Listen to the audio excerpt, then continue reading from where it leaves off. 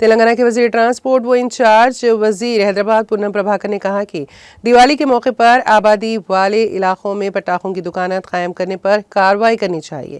انہوں نے ریاست کے عوام کو دیوالی کی مبارکباد پیش کی اور انہیں نشاندہی کرتے ہوئے کہا کہ اس تہوار کے دوران آگ کے حادثات سے بچنے کے لیے پٹاخے جلاتے وقت احتیاطی برتی جائیں۔